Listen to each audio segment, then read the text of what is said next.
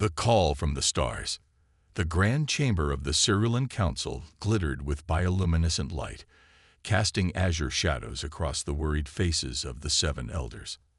Outside the crystal dome, 3 silver moons hung in the turquoise sky of Cerula Prime, their light reflecting off the spiraling towers of the capital city.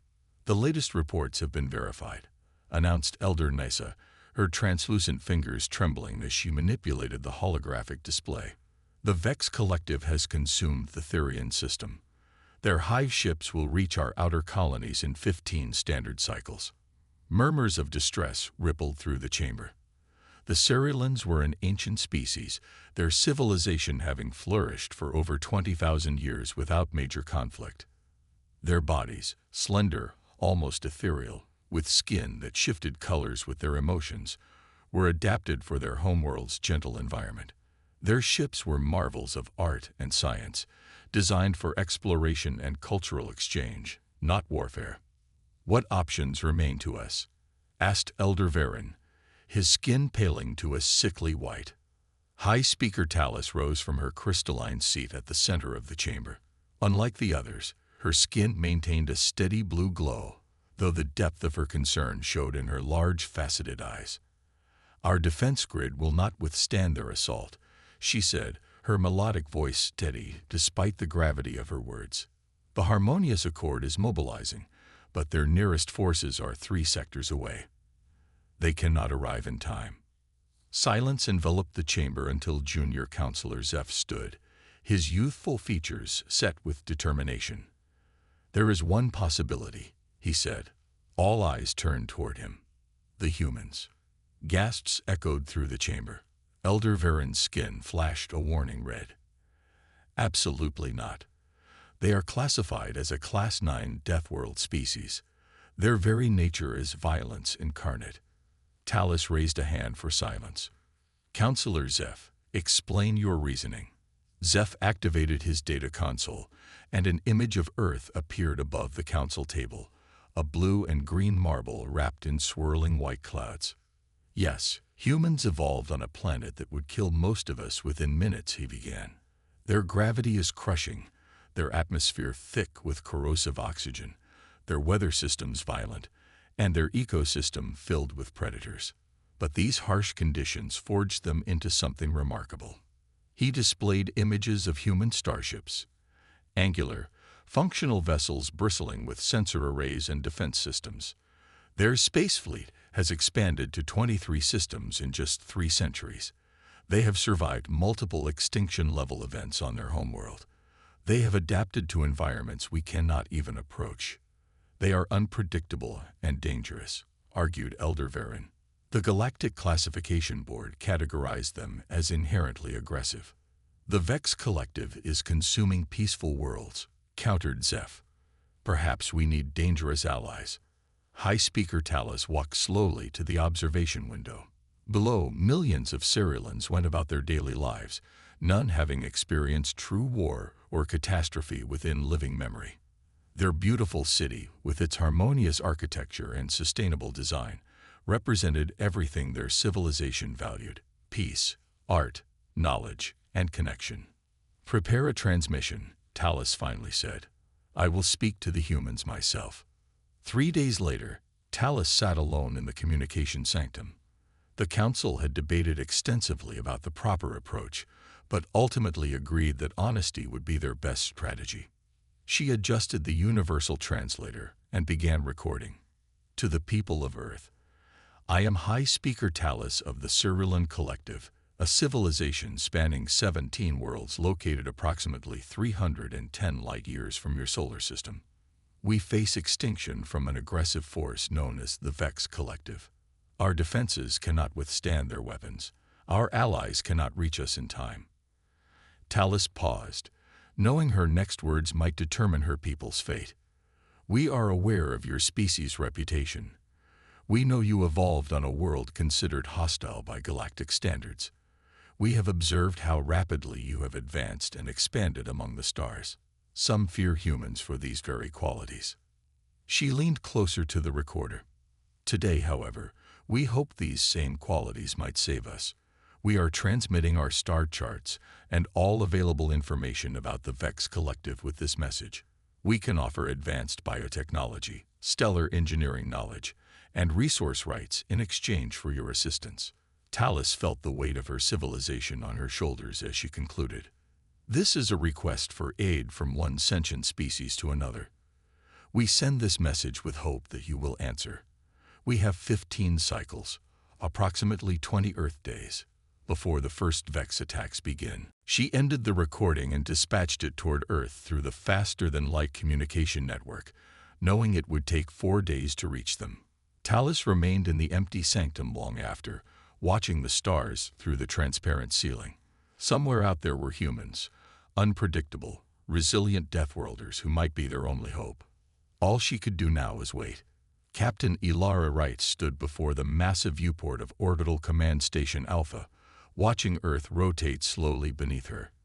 At 42, she had the bearing of someone who had seen both peace and conflict, her dark skin marked with the faint scars of past battles, her black hair streaked with premature silver, pulled back in a tight bun. "Captain, you're needed in the Strategic Communications Center," came her XO's voice through her comm implant. "Priority Alpha." Ilara moved swiftly through the station's corridors, her magnetized boots clicking against the metal floor. Despite the artificial gravity, she moved with the economy of motion that marked veteran spacers. In the communications center, a team of officers and analysts surrounded the central holodeck. Fleet Admiral Hassan Chen looked up as she entered. "Right, good. You need to see this." The holodeck displayed the recorded message from High Speaker Talus. Ilara watched intently, her expression growing more serious as the alien's plea unfolded. "Have we verified this?" she asked when the recording finished. "Yes, Captain," said Intelligence Officer Ria Patel. "The star charts match our deep space surveys. We've detected unusual energy signatures in that sector for months, but didn't have enough data to determine their cause." Commander Jackson Drake, Ilara's second-in-command, studied the tactical data with narrowed eyes. "These Vex ships are massive, like mobile hives. Look at their attack patterns. They're not just conquering, they're consuming." "But why ask us?" questioned defense strategist Omar Williams. "There must be older, more established civilizations closer to their location." "That's the interesting part," said Ria, pulling up more data. "According to their information packet, Earth is classified as a Class 9 death world. They consider our planet an extreme environment, and us essentially dangerous. They're afraid of us," Jackson said simply. "But they're more afraid of these Vex." The room fell silent as everyone processed this information. Earth's United Space Command had formed after the global resource wars 50 years ago. Their expansion into the solar system and beyond had been rapid but largely peaceful. This would be humanity's first contact with an extraterrestrial civilization, and it came as a request to fight in someone else's war. Admiral Chen looked at the faces around him. "Opinions." "We don't know these Cyrillians," said Omar cautiously. "This could be a trap. Or it could be exactly what they say," countered Ria. "A peaceful species facing extinction. If we ignore this, what does that say about humanity?"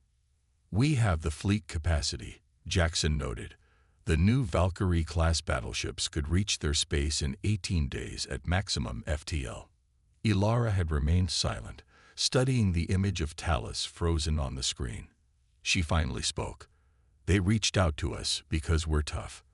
Because our world made us resilient." She turned to Admiral Chen. "I volunteer the Athena battle group." Chen's eyebrows rose. "Captain Wright, that's 8 warships and 4 support vessels. You'd be outnumbered significantly." "Quality over quantity, sir," Ilara replied.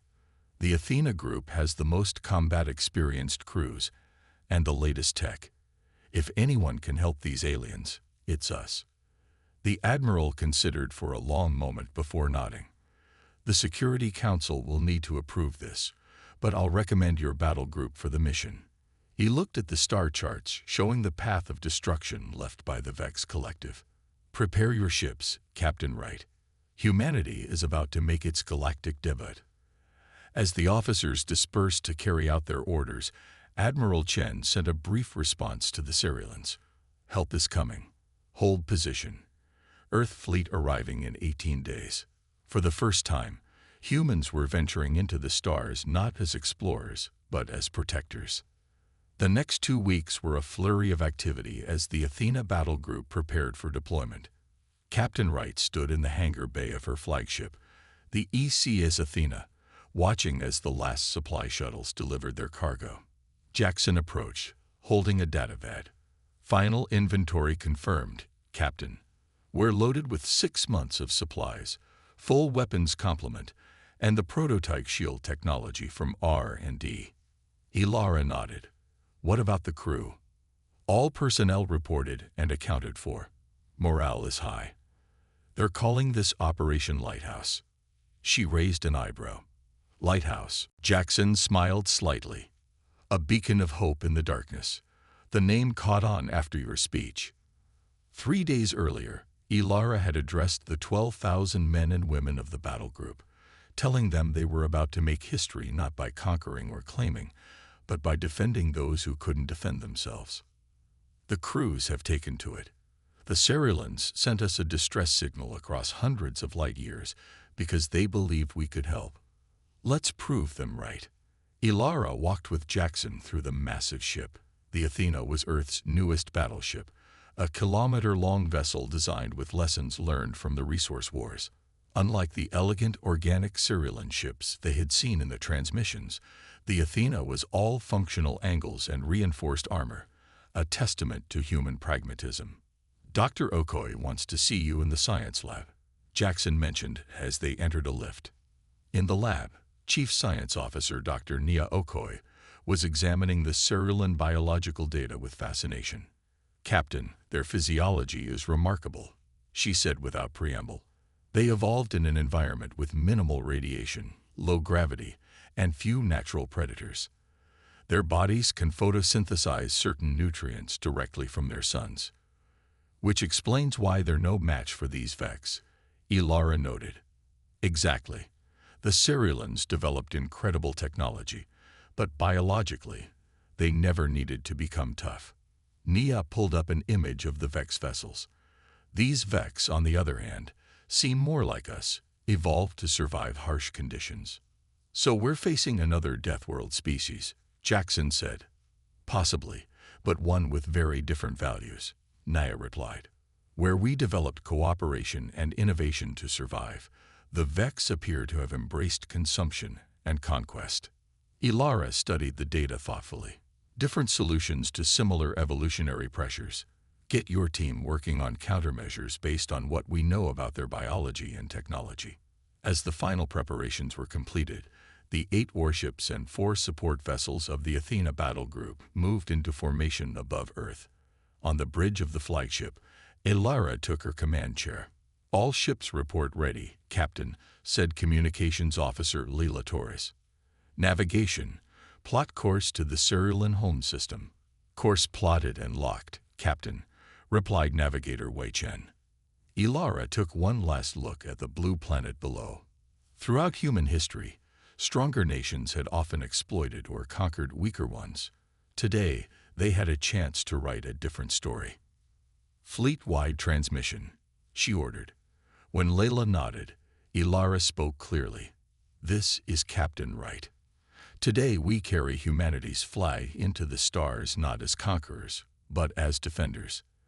The Cyrilians call us because they believe what makes us dangerous can also make us their salvation. Let's prove them right. Right out. She nodded to her helmsman. Engage FTL drives. Take us to Cyrillian space. The ships of the Athena battle group elongated momentarily as they accelerated past the speed of light, leaving Earth behind in a flash of controlled energy.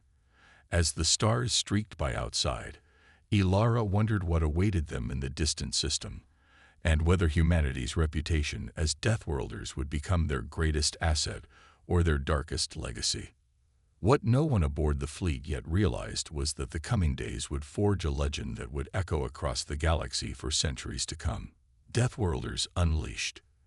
The Athena battle group emerged from FTL at the edge of the Cyrillan system, 12 ships materializing against the backdrop of unfamiliar stars.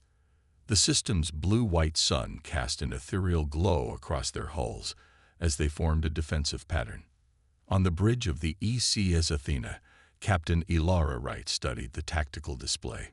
Status report. All ships report successful transition.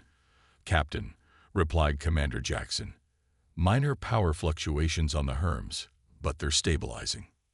Long-range sensors detecting multiple large objects in the outer system, reported Sensor Officer Kai Nakamura. Configuration matches Vex scout vessels. They've arrived ahead of their main fleet. Ilara's expression hardened. How long until the Cyrillan defense line? 4 hours at standard propulsion, said Navigator Wei. Communications, establish contact with Cyrillan Command. Lieutenant Torres worked her console. Channel open. Captain. The main view screen flickered to life, revealing High Speaker Talus. The alien's skin glowed a bright blue of surprise and relief. Captain Wright of Earth, Talus said, her translator converting her melodic language to English. You actually came. We received your call for help. Ilara replied simply. We're detecting Vex scouts in your system. Yes, they arrived yesterday, earlier than expected. Their main fleet is less than 2 days behind. Then, we don't have much time. Request permission to enter Cyrillan space and dock at your central station. We need to coordinate our defense strategy. Relief washed across Talus's features. Permission granted, Captain. We await your arrival with hope. As the transmission ended, Jackson moved closer to Ilara's chair. They genuinely didn't think we'd come, he said quietly. Would you, if you'd only heard stories about violent Deathworlders? Ilara replied. Helm, set course for Cerula Prime. All ships, maintain alert status. The Cyrillan space station gleamed like a massive crystal snowflake against the turquoise backdrop of their homeworld. Unlike the utilitarian human vessels, the station was a work of art, organic curves and transparent sections revealing gardens and water features throughout its structure. A delegation of Cyrillan officials waited as the human shuttle docked. Captain Wright led her team. Commander Jackson, Dr. Okoye, Chief Engineer Mateo Rodriguez, and Marine Commander Sarah Chen, through the airlock. The moment they stepped aboard, the humans felt the difference. The gravity was roughly 0.7 Earth standard, making them feel uncomfortably light. The air was thinner, with lower oxygen content that made their breathing quicken slightly. The Cyrillans gasped audibly as the humans entered. They were taller than expected, their movements quick and purposeful even in the lighter gravity. Their variously colored skin tones ranged from deep brown to pale beige, their build solid and muscular compared to the willowy Cyrillans. High Speaker Talus stepped forward, raising her 6-fingered hand in greeting. Welcome to Cerula Prime, Captain Wright. We are deeply grateful for your response to our message. Ilara nodded and extended her hand in the human way. Thank you for your welcome, High Speaker. We came as quickly as we could. Talus looked at the offered hand with momentary confusion before carefully reaching out. The human's grip was firm but controlled, as if Ilara understood her own strength could easily harm the Cyrillan. Please join us in the council chamber, Talus said, leading the way.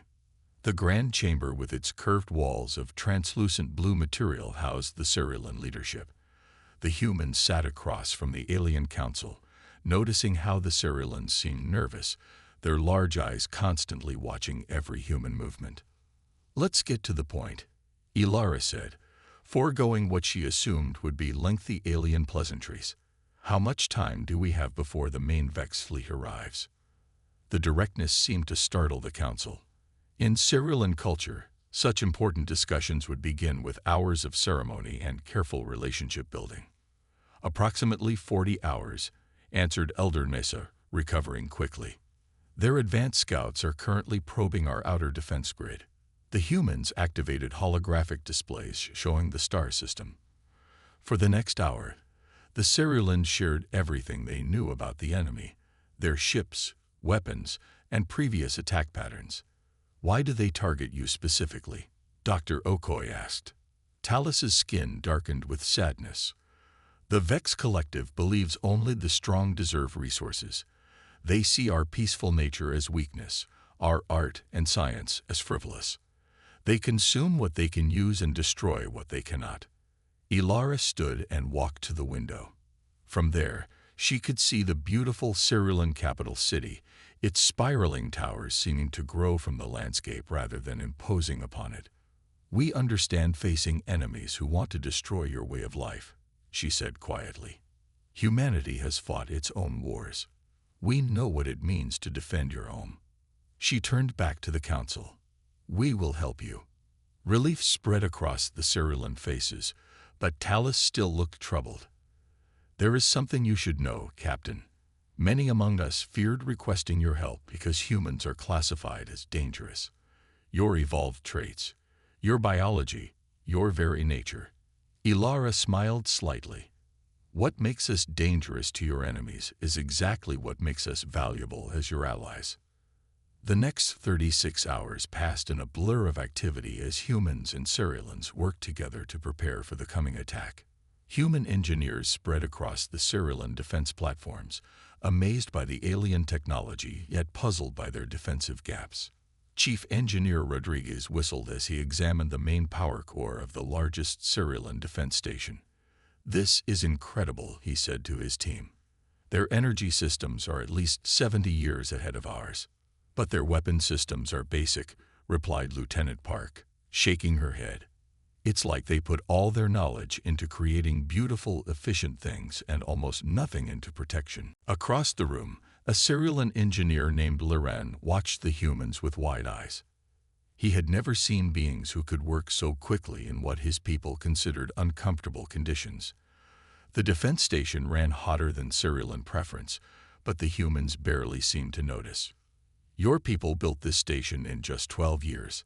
Rodriguez asked Liran. Yes, is that unusual? The Cerulean replied. It would have taken us at least 30, Rodriguez admitted. You build for beauty and efficiency, but we never thought we would need to make it strong for war. Liran finished, his skin darkening with shame. Rodriguez put a hand on the alien's shoulder, trying to be gentle. Then we'll help with that part. That's why we're here. On the flagship Athena, Commander Chen led tactical planning with Captain Wright. They studied the Cerulean maps and the limited information about the Vex Collective. Their ships are larger than ours, Chen noted, pointing to the hologram, and they outnumber us at least 5 to 1. But they're predictable, said Intelligence Officer Patel. Look at these attack patterns. They always strike the center first, then expand outward. No deception, no complex maneuvers. A Cerulean military advisor named Zinar, one of the few with any combat experience, watched with growing confusion. Your battle plan seems unusual, he said carefully. You want to divide your forces. Chen nodded. Conventional tactics won't work against their numbers. We'll use modified versions of Earth's old naval warfare strategies, hit and run attacks, feigned retreats, multi-vector assaults. Multi-vector? Zinar asked, baffled.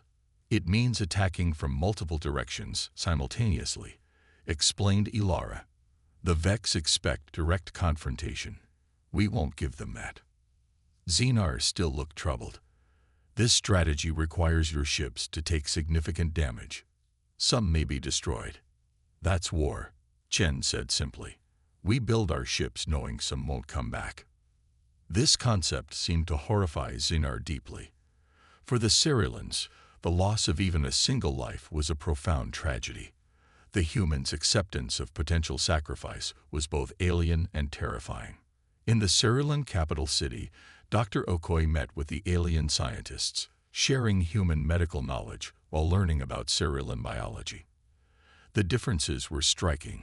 Where humans had evolved redundant systems, high-efficiency oxygen processing, and rapid healing, the Ceruleans had developed sophisticated sensory perception, photosynthetic capability, and extended lifespans. Your cellular regeneration is remarkable, said Cyrillan biologist Vesa, examining a sample of human tissue under a microscope. If one of us suffered such damage, we would require weeks of healing. Evolution on Earth favored those who could survive injury, Okoye explained. Predators, accidents, wars, our bodies needed to recover quickly. And yet you developed cooperation, art, philosophy, Vesa noted. Despite, or perhaps because of, your harsh world. Okoye smiled. Humans have a saying, pressure creates diamonds. Sometimes the most difficult environments forge the most beautiful results. As they worked, an idea began to form in Okoye's mind, one that might give them an edge in the coming battle. The Vex main fleet appeared at the edge of the Cyrillan system like a swarm of metallic insects against the stars. 60 massive warships moved in rigid formation, their hulls covered in sharp protrusions that absorbed rather than reflected light. On the bridge of the Athena, Captain Wright watched the enemy approach on the main view screen. Around her, human officers worked at their stations with focused intensity. All ships report ready, Captain, said Commander Jackson. Ground teams are in position on the main defense platforms, added Commander Chen. Ilara nodded. Begin Operation Thunderstrike. The ECS Athena and 3 other warships broke formation and moved forward, appearing to challenge the much larger Vex fleet head-on. The remaining human vessels slipped behind Cerula's second moon, masking their energy signatures. On the Vex command vessel, Hive Director Kraz observed the human ships with cold analysis. These are not Cyrillan vessels, he noted to his sub-director. Scanning. High energy readings, reinforced hulls, advanced weapon systems, reported the subordinate. They appear to be from an unregistered world. Kraz's compound eyes showed no emotion. Irrelevant. They are few. We are many. Begin the standard consumption pattern. The Vex fleet split into 3 groups as they had in previous conquests. Their center force moved directly toward the waiting human ships, while the other groups prepared to flank the Cyrillan homeworld. They took the bait, Commander Jackson said, watching from the Athena. Execute Phase 2, ordered Ilara. The 4 human warships suddenly accelerated to maximum speed, racing toward the center of the Vex formation. At the last moment, they scattered in different directions, firing all weapons as they passed through the enemy lines. The unexpected maneuver caught the Vex ships by surprise. 5 of their vessels took heavy damage before they could respond. What is this? Demanded Kraz as his ship shuddered from a direct hit. These are not standard tactics. As the Vex ships turned to pursue, the hidden human vessels emerged from behind the moon, attacking from the rear.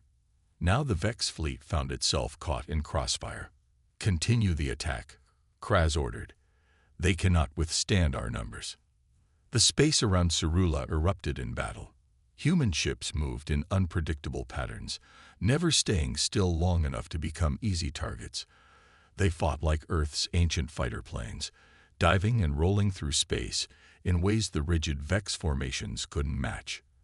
But the Vex collective had numbers on their side.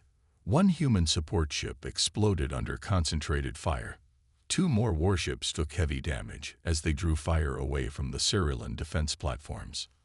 On the surface of Cerula Prime, Commander Chen led a mixed team of human marines and Cyrillan volunteers at a critical power node as Vex landing craft broke through.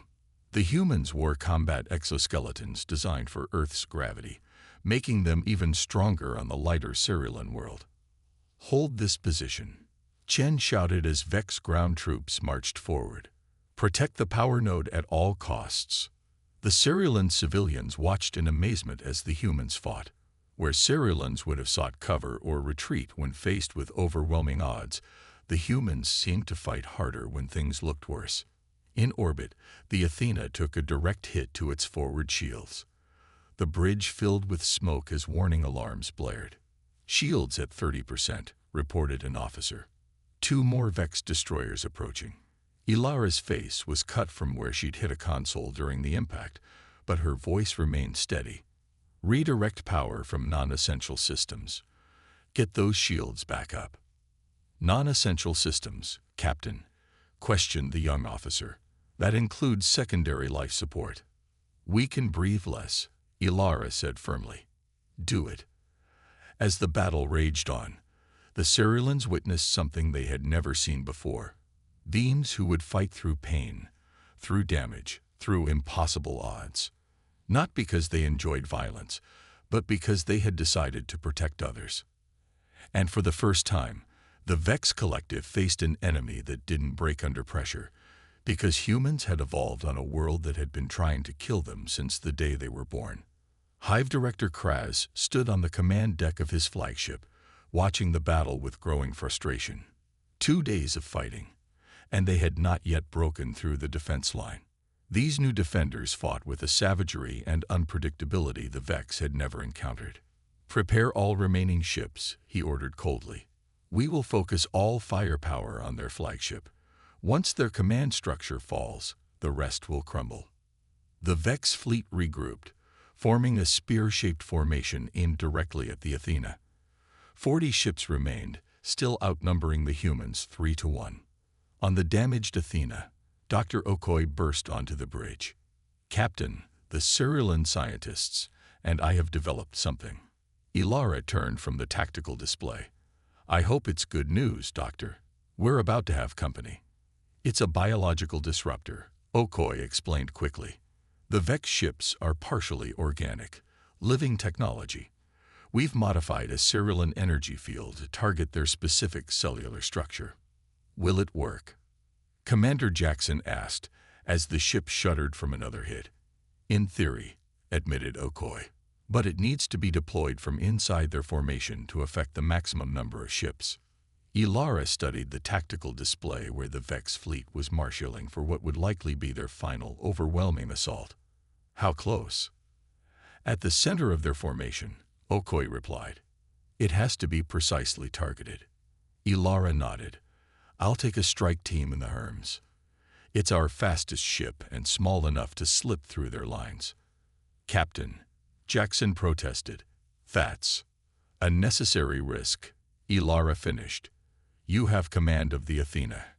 Commander, keep them busy while we deliver the package. Minutes later, the ECS Hermes, a sleek corvette designed for speed, launched from the Athena's bay. Captain Wright, Dr. Okoye, and a small team of volunteers piloted the vessel toward the Vex formation as the battle erupted around them. All ships, this is Commander Jackson, came the transmission from the Athena. Full offensive pattern. Draw their attention away from the Hermes. How are you feeling, Captain? Tallis asked. Better every day, Ilara replied. Your medical technology is impressive. Tallis sat beside the bed. We have received messages from 11 other worlds, she said. Word has spread about what happened here. Other peaceful species facing threats want to join our alliance. Ilara raised an eyebrow. They want humans to protect them too. They want what we have discovered together, Tallis said. That the universe needs both builders and defenders. That what makes a species strong isn't just their weapons or technology, but their willingness to use their strength to protect others. Ilara thought about this. For thousands of years on Earth, we fought each other. We thought our ability to survive harsh conditions made us violent by nature. She looked out the window at the beautiful Cerulean city. Maybe we just needed the right cause. A young Cerulean aide entered the room. Excuse me, High Speaker. We've received a distress call from the Meridian system. They report Vex ships in their territory. Ilara and Tallis looked at each other. How soon can our ships be ready?